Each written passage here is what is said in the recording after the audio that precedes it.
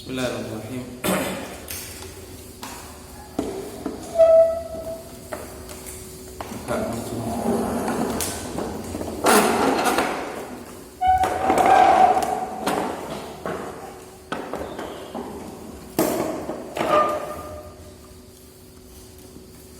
Bismillahirrahmanirrahim. Innal hamdalillah nahmaduhu wa nasta'inuhu wa nastaghfiruh.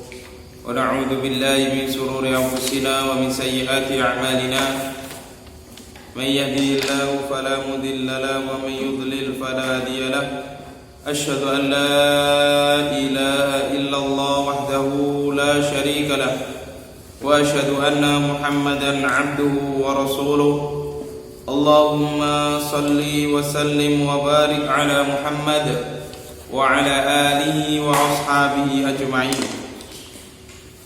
أما بعد فإن أصدق الحديث كتاب الله وخير الهدى هدى محمد صلى الله عليه وسلم وشر الأمور محدثاتها فإن كل محدثة في الدين بدعة وكل بدعة ضلالة وكل ضلالة في النار. الحمد لله اللهم إنا نسألك علما نافعا warizqan thayyiba wa amalan mutaqabbala.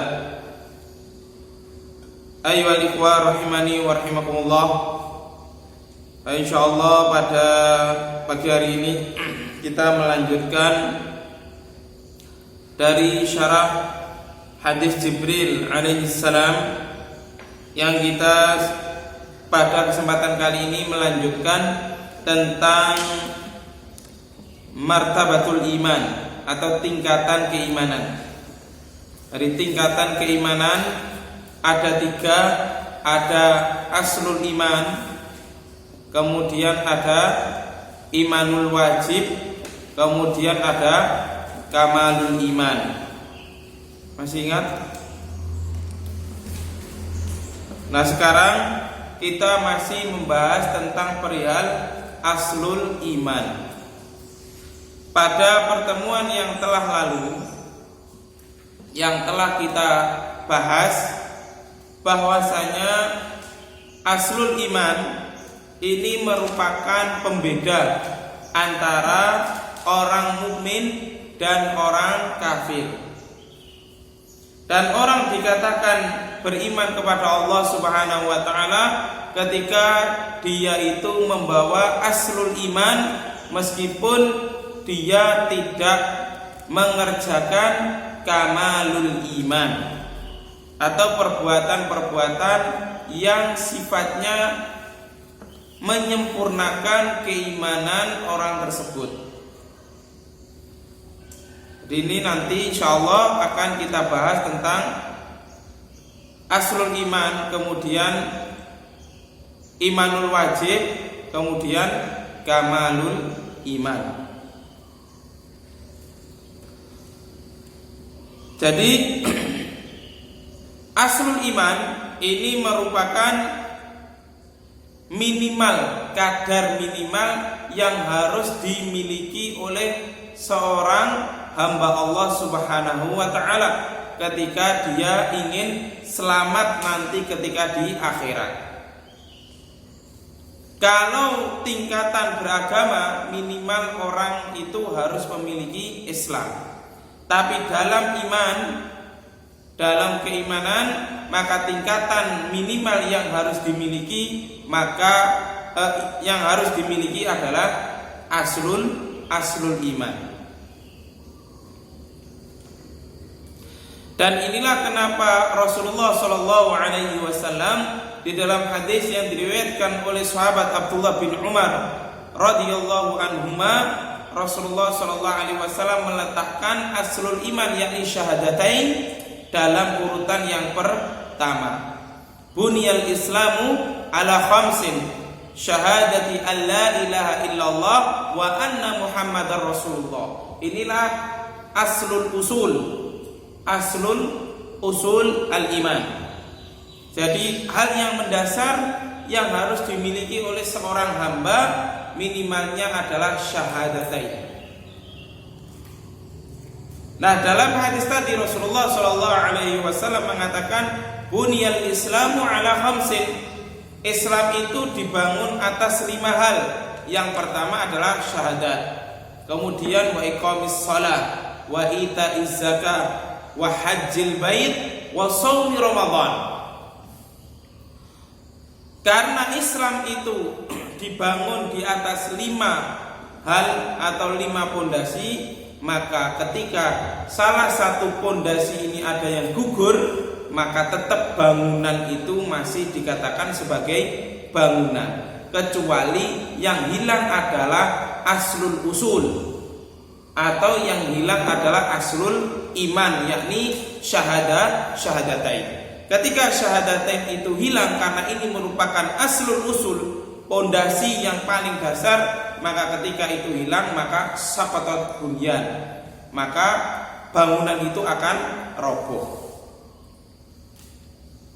Dan sebagaimana yang telah kita pelajari bahwasanya ketika 4 perkara yang disebutkan oleh Rasulullah Sallallahu Alaihi Wasallam hilang salah satunya, maka para ulama tidak menganggap sebagai kufur atau kafir kecuali sholat, kecuali meninggalkan sholat. Jadi seorang itu ketika dia itu tidak mengerjakan haji padahal dia mampu, ketika dia itu tidak menjalankan puasa, ketika orang tersebut tidak menunaikan zakat padahal dia itu mampu, maka dia tidak bisa divonis sebagai orang yang kufur atau murtad kecuali meninggalkan sholat.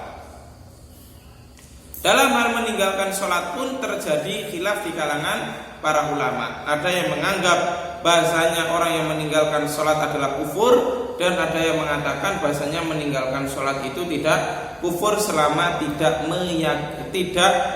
meyakini akan tidak wajibnya sholat. Paham? Jadi pembahasan kita ini perlu kita ketahui bahwasanya inilah akidah Ahlussunnah wal Jamaah. Jadi Islam itu dibangun di atas 5 pondasi. 5 pondasi. Jadi bunyal Islamu ala khams. Jadi Islam itu dibangun di atas 5 hal tersebut. 5 hal ini diibaratkan adalah tiang. Ketika salah satu tiang ini roboh, maka tetap bangunan itu akan bisa berdiri. Kecuali yang roboh adalah aslul usul, yakni aslul imannya yang roboh, maka saqatal bunyan, maka bangunan ini akan roboh. Artinya sudah tidak dikatakan lagi orang yang beriman manakala aslul imannya hilang. Karena aslul iman ini merupakan yuqabilu al-kufr, merupakan lawan daripada kekufuran.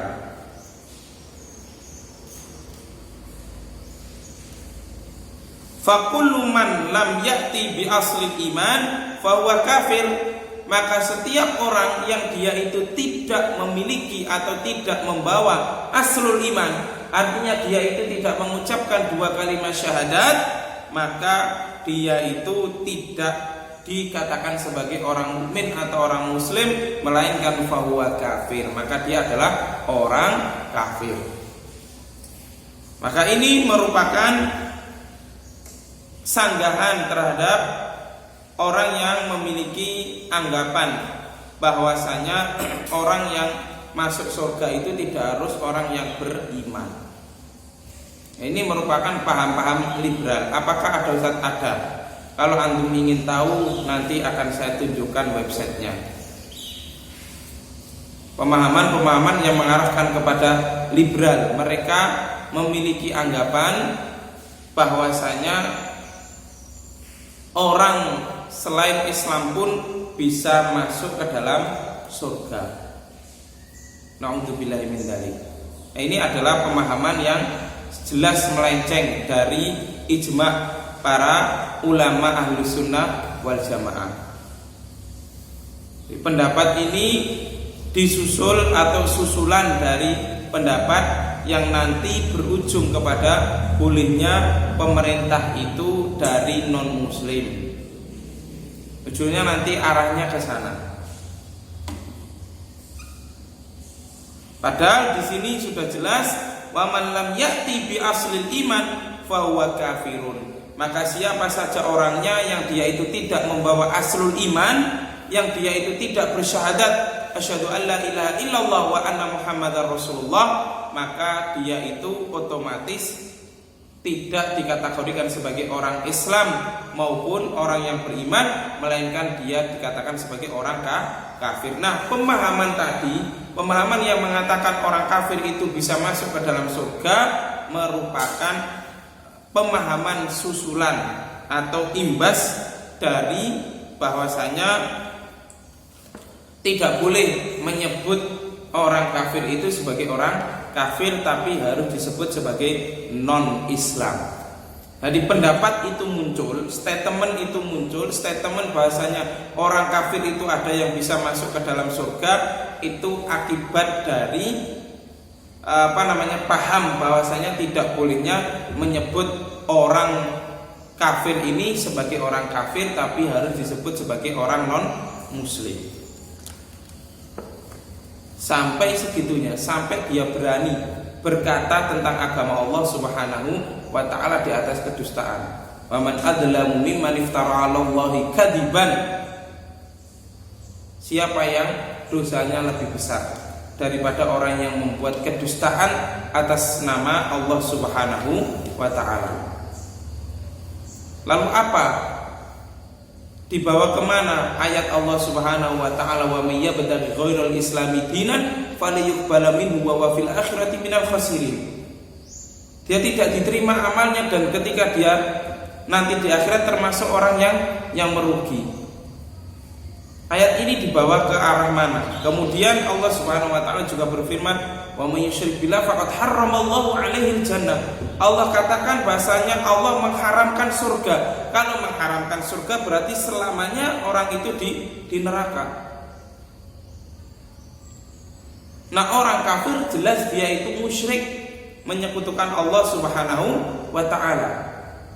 Maka ini kita katakan bahasanya orang yang memiliki statement seperti itu adalah orang yang berdusta dengan atas nama Allah Subhanahu wa ta'ala. Semoga Allah Subhanahu wa ta'ala membukakan pintu hatinya dan dia mau bertaubat dan rujuk dari pendapatnya.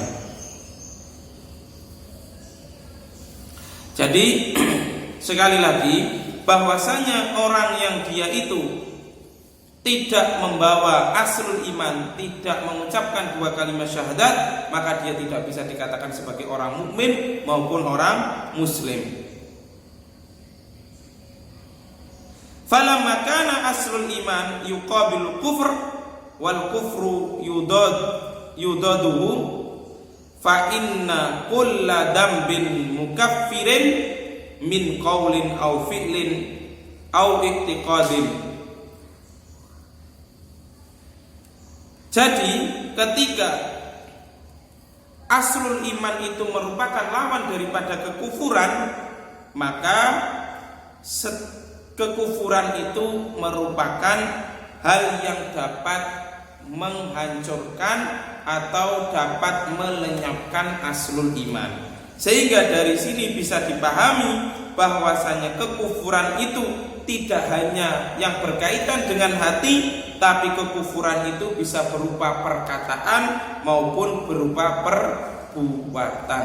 Jadi perkataan seseorang itu bisa menyebabkan seorang itu menjadi kafir.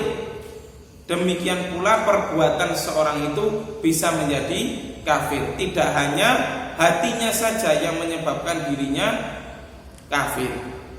Kalau kekafiran itu tempatnya hanya di hati, maka ini merupakan mazhabnya Murji'ah.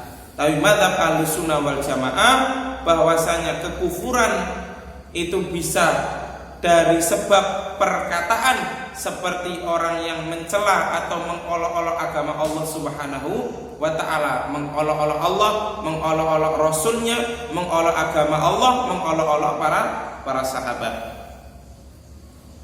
Ini merupakan contoh kekufuran dari perkataan. Man istahza'a bi syai'in min dinillahi aw thawabihi aw iqabihi kafar. Wa dalilu qauluhu ta'ala Qul abillahi wa ayatihi wa rasulihi kuntum tastahzi'un la ta'tadiru qad kafartum ba'da imanikum. Barang siapa yang dia itu mengolok-olok agama Allah Subhanahu wa taala, man istahza'a bi syai'in min dinillahi au thawabihi au iqabihi, atau dia itu mengolok-olok pahala serta hukuman yang diberikan oleh Allah Subhanahu wa taala kepada pelaku maksiat, kafar, maka dia itu telah kufur.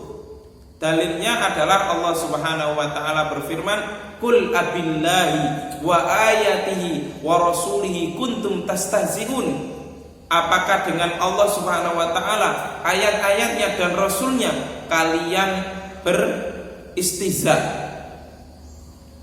mengolok-olok? Qul abillahi wa ayatihi wa rasulihi kuntum tastahzi'un la ta'tadiru qad kafartum ba'da imanikum. Tidak perlu kalian meminta maaf karena kalian telah kufur setelah kalian beriman kepada Allah Subhanahu wa taala. Sebab turunnya ayat ini apa? Sebab turunnya ayat ini ketika ada seorang yang dia itu mencela Rasulullah dan para sahabatnya dengan mengatakan Rasulullah sallallahu alaihi wasallam dan para sahabatnya itu orang yang gendut perutnya. Hanya perkataan seperti itu. Kemudian ketika dilaporkan kepada Rasulullah SAW, orang tadi mengatakan, ya Rasulullah, innama nakhudu wa nal'ab. Ya Rasulullah, kita itu hanya orang yang bersenda gurau dan bermain. Kita tidak serius dengan mengucapkan seperti itu ya Rasulullah. Kita tidak serius dengan ucapan kami. Bahasanya Rasul dan sahabatnya itu adalah orang yang gendut perutnya, orang yang buncit perutnya. Kita hanya bersenda gurau ya Rasulullah dan hanya bermain saja. Tapi Allah Subhanahu wa taala katakan, la ta'tadiru qad kafartum ba'da imanikum. Sudah, kamu tidak perlu minta maaf karena kamu telah kufur setelah kamu beriman kepada Allah Subhanahu wa taala. Ini kekufuran akibat dari perkataan. Jadi perkataan seorang itu bisa mengarahkan kepada kekufuran. Yang kedua, terkadang perbuatan itu bisa juga mengarahkan seseorang kepada kekufuran. Contohnya apa? Contohnya orang yang menginjak mushaf. Orang yang menginjak mushaf. Jadi ulama sepakat orang yang menginjak mushaf adalah kufur.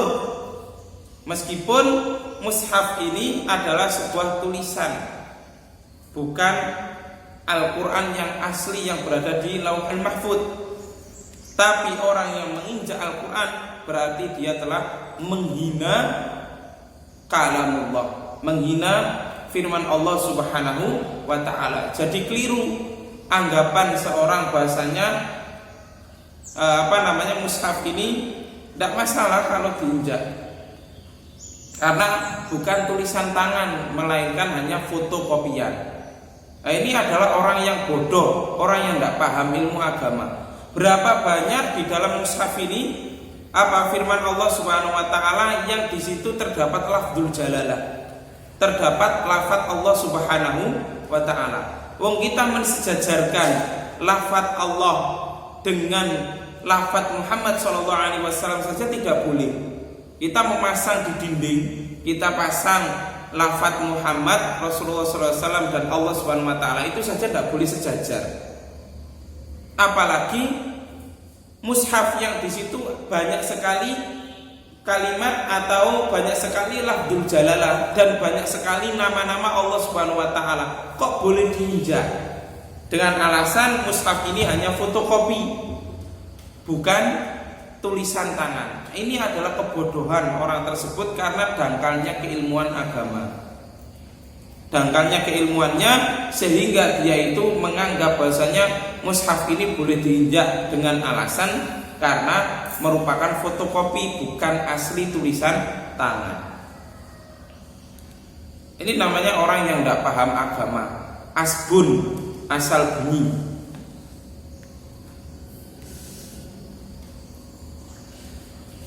Dan terkadang juga kekufuran itu bisa akibat dari keyakinan, i'tiqad.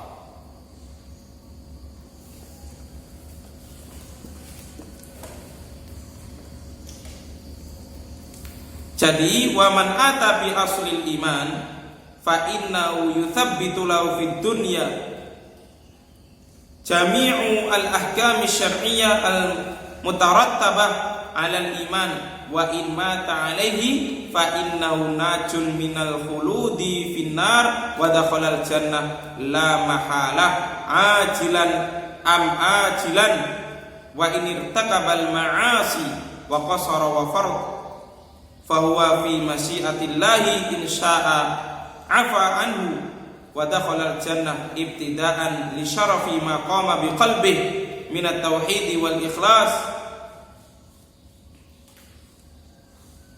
wa adrakathu syafa'atu asy-syafi'in fa in syaa'a 'adzabahu thumma dakhala al-jannah ba'da dzalika. Kemudian di sini dijelaskan oleh ulama, jadi siapapun orangnya ketika dia itu telah membawa dua kalimat syahadat asyhadu an la ilaha illallah, maka telah kokoh atau telah tetap untuknya seluruh hukum syariat. Artinya ketika dia itu telah mengucapkan dua kalimat syahadatain, maka dia berkewajiban atau terbebani syariat Allah Subhanahu wa ta'ala sesuai dengan tingkatan keimanannya. Wa in mata alaihi, maka jika dia itu mati dalam keadaan membawa aslul iman, maka dia termasuk orang yang bisa dikategorikan selamat dari neraka. Dia bisa masuk ke dalam surga, meskipun dia itu bisa masuk ke dalam surga baik secara langsung ataupun melalui proses apa? Melalui proses dia itu disiksa terlebih dahulu oleh Allah Subhanahu wa ta'ala di dalam neraka, kemudian baru dia masuk ke dalam surga, atau ajilan, atau dia ketika meninggal dalam keadaan membawa aslul iman, dia langsung bisa masuk ke dalam surga. Dengan sebab apa? Dengan sebab masyiah Allah Subhanahu wa ta'ala, sehingga Allah Subhanahu wa ta'ala mengampuni kesalahannya. Dan ini sebagaimana bab yang dibawakan oleh Syekh Muhammad At-Tamimi di dalam kitab beliau, Kitab Tauhid, bahwasanya di antara keutamaan tauhid adalah orang bisa masuk surga tanpa hisab.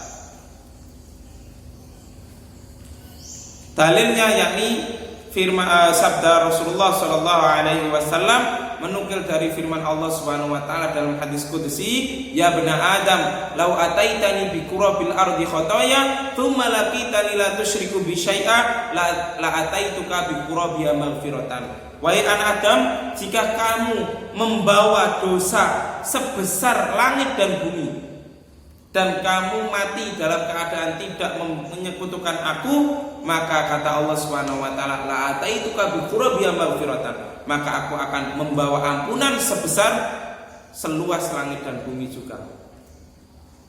Ini diantara dalil yang dipakai oleh Syekh Muhammad At-Tamimi rahimahullahu ta'ala dalam kitab Tauhid tentang bahasanya orang itu bisa dimasukkan surga oleh Allah Subhanahu wa ta'ala meskipun dia ahlul ma'asi, disebabkan karena dia itu mentauhidkan Allah Subhanahu wa ta'ala. Fadakhalal jannah ibtidaan, dia bisa masuk ke dalam surga dalam kloter pertama.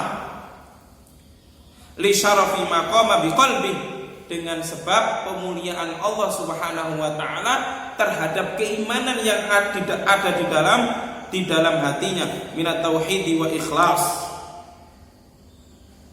Dari kalimat tauhid dan juga keikhlasan dia, artinya dia itu meskipun dia ahli maksiat, dia bisa masuk ke dalam surga. Pertama kali ibtidaan, hanya gara-gara dia itu membawa keimanan kepada Allah Subhanahu wa ta'ala sebagai bentuk pemuliaan Allah Subhanahu wa ta'ala terhadap iman yang ada di dalam hatinya. Jadi sebagaimana yang telah kita bahas pada pertemuan kemarin pagi hari itu, bahasanya tidak ada orang yang masuk surga ini karena amalannya itu tidak ada. Kita ini bisa masuk ke dalam surga karena sebab rahmat Allah Subhanahu wa ta'ala. Kenapa Allah Subhanahu wa ta'ala perintahkan kita untuk beribadah? Kita diperintahkan Allah untuk beribadah itu adalah sebagai bentuk pemuliaan Allah kepada para hambanya, agar ada perbedaan antara manusia dengan hewan. Jadi kita tidak bisa membanggakan amalan kita. Kenapa? Karena amalan kita ini tidak akan bisa mengantarkan kepada surga. Tapi yang bisa mengantarkan kita kepada surganya Allah adalah rahmat Allah Subhanahu wa ta'ala. Jadi karena rahmat Allah lah kita bisa masuk ke dalam surga. Oleh karena itu Allah Subhanahu wa ta'ala katakan, ya ayyuhan nas antumul fuqara ilallah. Wahai sekalian manusia, kalian itu adalah orang yang fakir, orang yang butuh kepada Allah Subhanahu wa ta'ala. Paham sampai sini? Jadi ini merupakan penjelasan dari perkataan yang disampaikan oleh ulama ini, fadakhalal jannah. Jadi orang yang membawa tauhid, yang membawa keimanan, dia itu bisa masuk ke dalam surga ibtidaan, pertama kali. Meskipun dia memiliki dosa. Di antaranya dalilnya tadi yang sudah saya utarakan. Membawa dosa sebesar seluas bumi dan meninggal dalam keadaan tidak menyekutukan Allah, maka Allah katakan la ataituka bi qurabiya maghfiratan. Maka aku akan mendatangimu wahai anak manusia dengan membawa ampunan seluas atau sebesar bumi juga. Kalau Allah Subhanahu wa ta'ala kita berdosa kepada Allah dengan membawa dosa sebesar bumi dan Allah membawa ampunan sebesar bumi, maka sudah tidak ada lagi dosa. Paham ya? Bisa langsung masuk ke dalam surga. Tapi kita tidak boleh berpedoman dengan hadis tersebut. Kenapa? Karena kita tidak tahu apakah kita ini termasuk orang yang diampuni dosanya oleh Allah Subhanahu wa ta'ala seperti yang dimaksudkan di dalam hadis tersebut. Kita tidak tahu. Maka kita tidak boleh menggantungkan kepada hadis tersebut. Dan juga hadis dari Mu'adz bin Jabal radhiyallahu anhu tentang di mana beliau pernah dibonceng Rasulullah sallallahu alaihi wasallam. Kemudian Rasulullah bertanya, "Ya Mu'adz, ada dari ma haqqullah 'alal ibad wa haqqul ibad 'ala Allah?" Wahai Mu'adz, tahukah kamu apa yang menjadi hak Allah yang harus ditunaikan hamba dan apa hak hamba yang harus ditunaikan Allah? Kemudian Mu'adz mengatakan, "Qultu Allahu wa rasuluhu a'lam." Allah dan Rasulnya yang lebih tahu. Haqqullah 'alal ibad ay ya'buduhu wa la yusyriku bi syai'a. Kemudian Rasulullah katakan, "Mu'adz, ketahuilah, haqqullah 'alal ibad, hak Allah yang harus dipenuhi oleh hamba adalah ay ya'buduhu, bahwasanya dia harus mengibadainya semata, wa la yusyriku bi syai'a, dan dia tidak menyekutukan Allah Subhanahu wa ta'ala dengan seorang pun.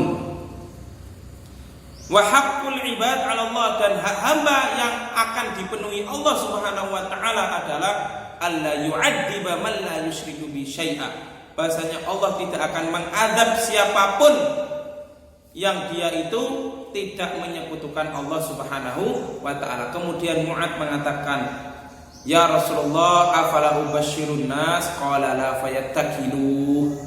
Wahai Rasulullah, bolehkah aku mengabarkan ini kepada manusia? Kemudian Rasulullah katakan, la fayattakilu, jangan, karena manusia nanti akan bergantung dengan kalimat la ilaha illallah dan dia tidak mau beramal. Paham ya? Jadi kita tadi tidak boleh, meskipun Allah Subhanahu wa ta'ala itu memberikan keistimewaan kepada ahli tauhid, akan dimasukkan oleh Allah Subhanahu wa ta'ala ke dalam surga tanpa hisab, akan tetapi kita tidak boleh menggantungkan dengan hadis tersebut.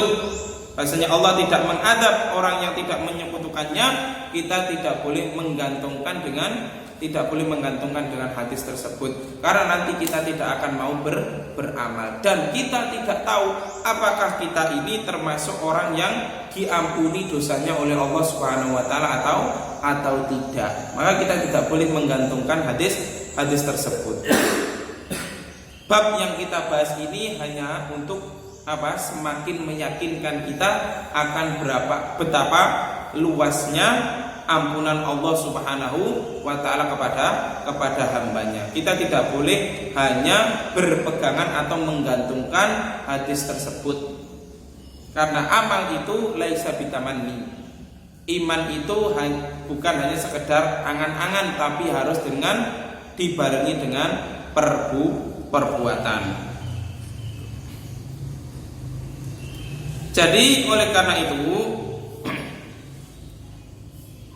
wa kullu man nafa anhu asy-syari' ismul iman min ahlil ma'asi fa innahu min ahli hadhil martabah fa inna nafya syari' yadullu ala taqsirihi fil imani al wajib. Jadi ayat-ayat atau hadis-hadis yang menjelaskan tentang peniadaan kalimat iman dalam pelaku maksiat, maka statusnya yang hilang ini adalah imanul wajib, bukan aslul iman. Maksudnya apa? Maksudnya ketika penyebutan di dalam Al-Quran maupun hadis Rasulullah SAW ada penjelasan tidak beriman, ini yang dimaksudkan adalah menghilangkan iman yang wajib, bukan yang hilang adalah aslul iman. Contoh, Rasulullah SAW berfirman, la yazni hina bagaimana itu hadisnya?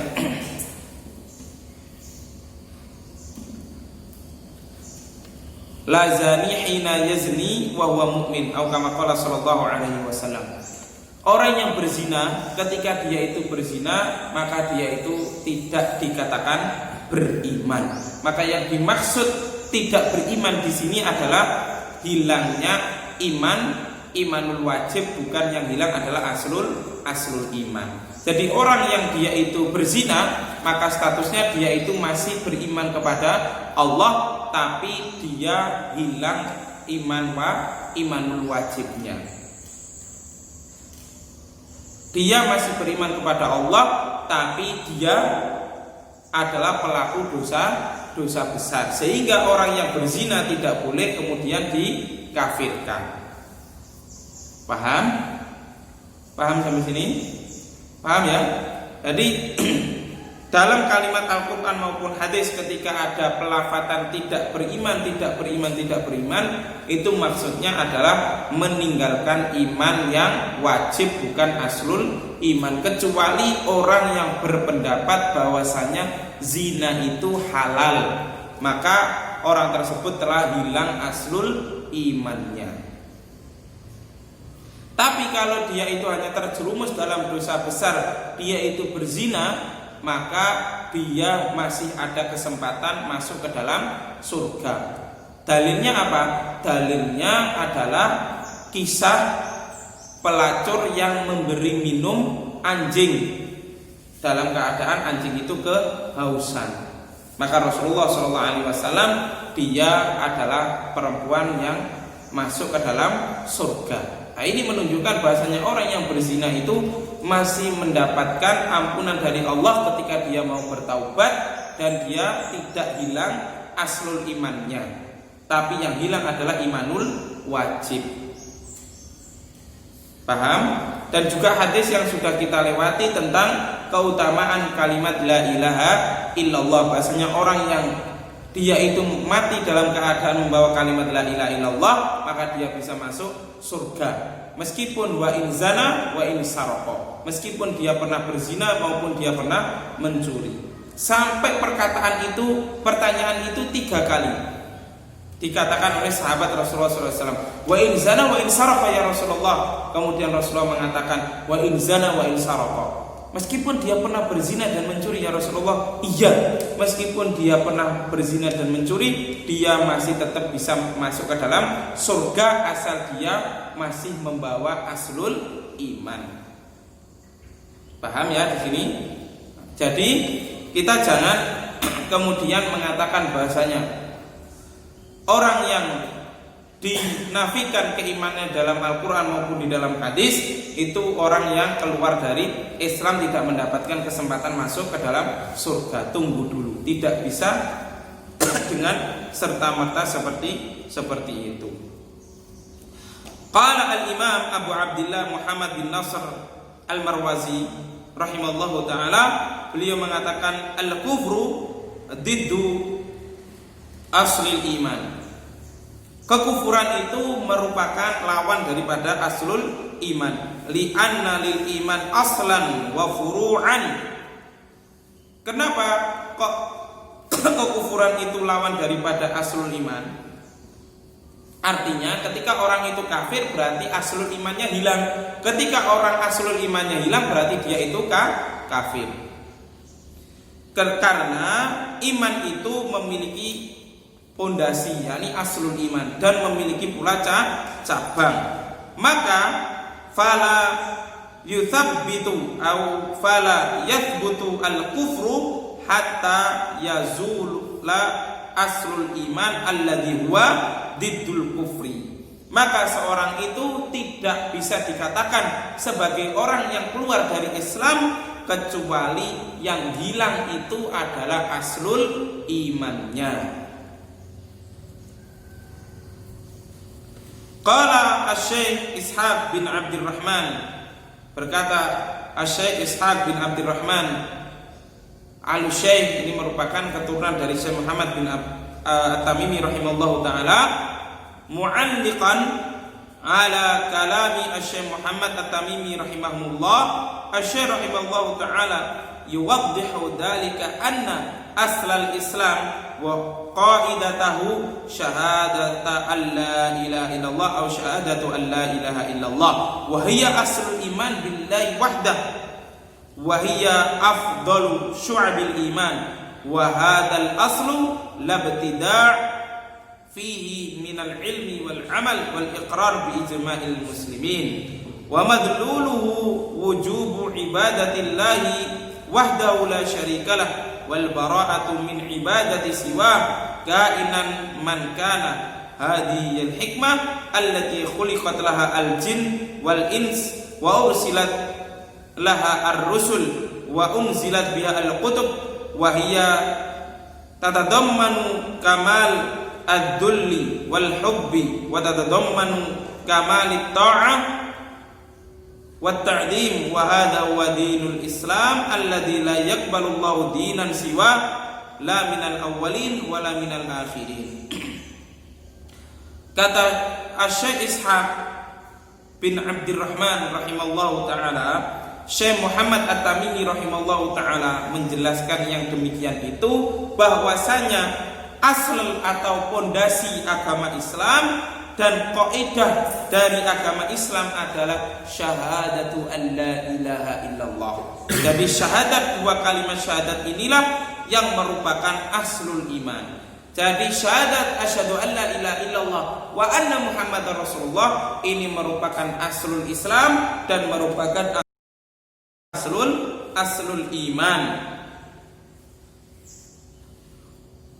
Wa hiya afdalu syu'abil iman, dan kalimat la ilaha illallah itu merupakan afdal syu'abil iman, merupakan cabang iman yang paling mulia.